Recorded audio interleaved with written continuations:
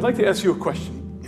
Are you rich? But I don't mean rich in terms of friendships and mitzvahs. I mean wealthy, materially wealthy. Are you rich?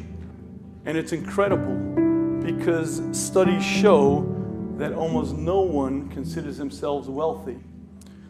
The Chovos HaLevavos gives a mashal. He says, imagine the following. Imagine a man who at 35 years of age becomes blind, loses his sight, and he has to learn everything from anew. And he does just that. He learns how to walk, learns how to navigate, learns how to get about this thing called life, and he begins again living. And he spends 10 years in utter blackness.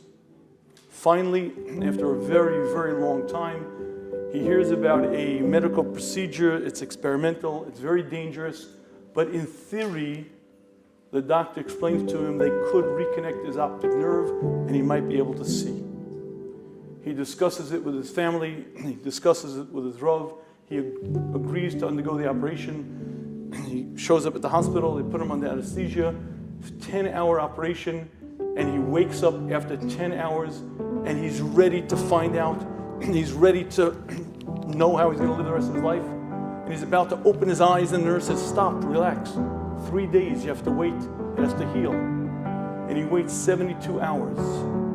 Finally, after the longest time, with his family gathered at the foot of his bed, with the doctors and nurses at his side, the nurse pulls off one bandage, she pulls off a second, he opens his eyes and he sees colors, dimensions, textures.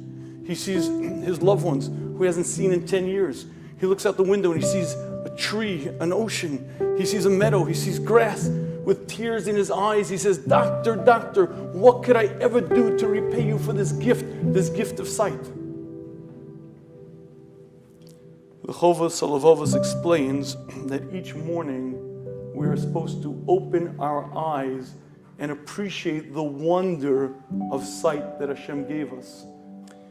And it's a very, very curious thing, the human.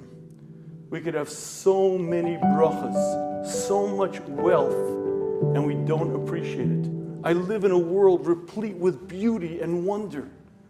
Sights that I see, sounds that I hear.